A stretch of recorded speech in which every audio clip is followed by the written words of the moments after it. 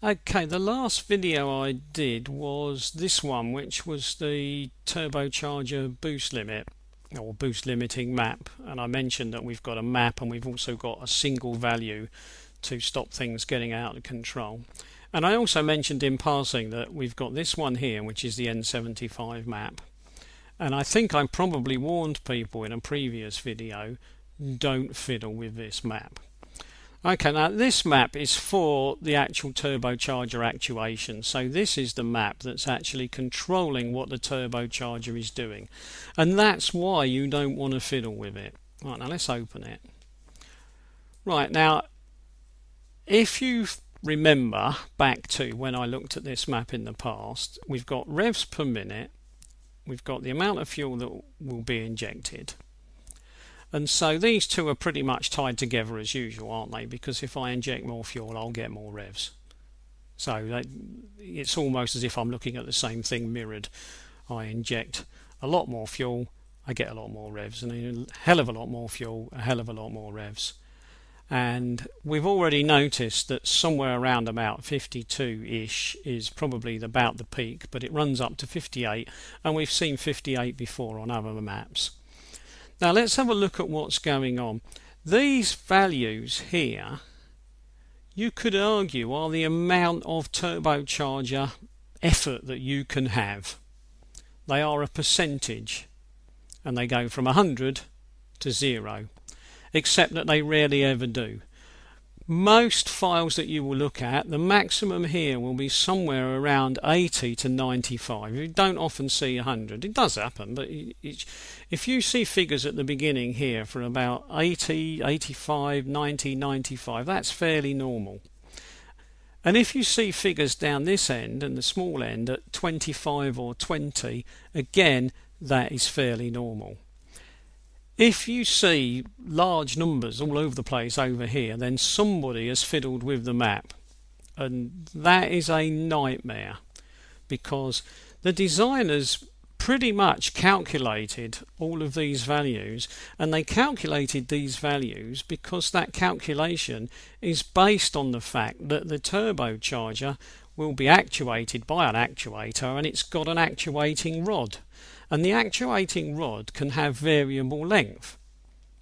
Now the person who designed this map is assuming that the actuator rod is the length they've been told it will be and will give the amount of actuation that they are expecting. So they are assuming that when this puts out its figure of 80 or 80%, they are assuming that the turbocharger rod will give that much actuation. But of course, if someone has changed the length of that rod, this is now not reading properly, which is why you shouldn't fiddle with the rod. And of course, if the rod has been left alone but someone has fiddled with this map, they don't match again, do they? So again, it's a good reason not to fiddle with the map. So there are lots of reasons why you should never touch this map unless you've got good reason to.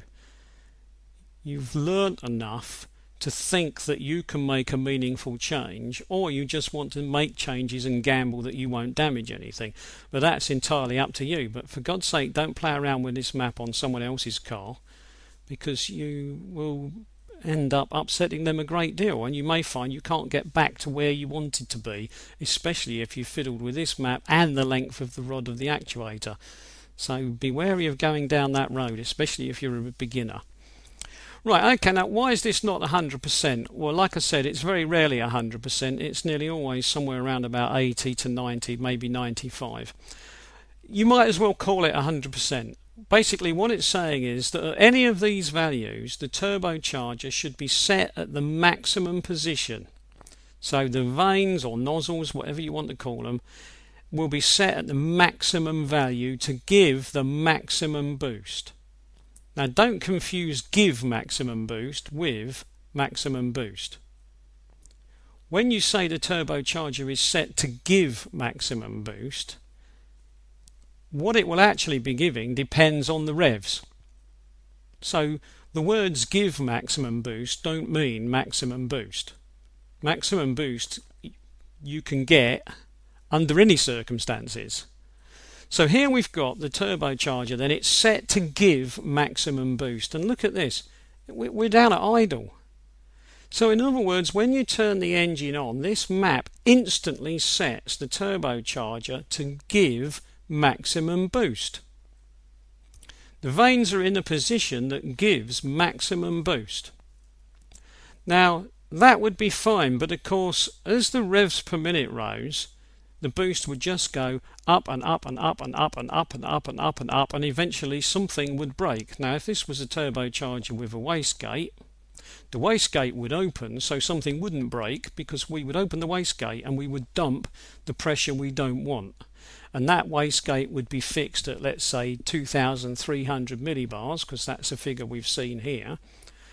And we would get a peak and a constant flow of 2,300. Now because this is a VINT or VNT or variable nozzle turbo, we don't get that.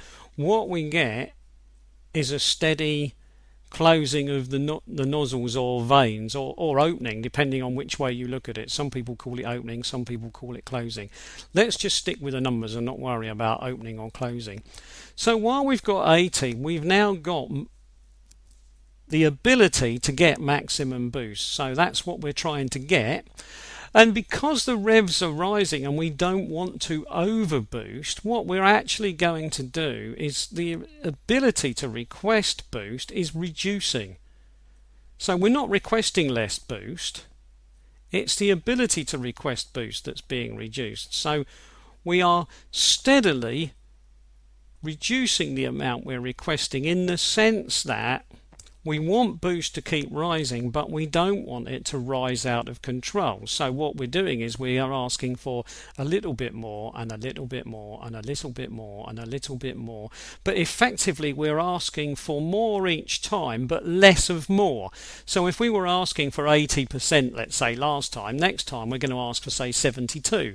Then we might ask for 62, and then 59, and then 55. Which is why once we get to maximum injection and top speed, and let's assume that, like the designers have, that top speed is about 4,000, which is, let's say, we'll agree that's about reasonable. Once we get to about this area, we've got about 25%. Now that can be very confusing, because that means that we've now got 25% of what we started with, so a quarter of what we started with. But what we're saying here is that we might have needed 80% to get full boost originally at low revs, but now we're on maximum revs. 25% is enough for maximum boost. So if these numbers were any higher than 25%, our maximum boost would be over the limit that the limiter allows, and we'd be in trouble. Because all that would happen is we'd be constantly flagging faults and dropping into limp mode.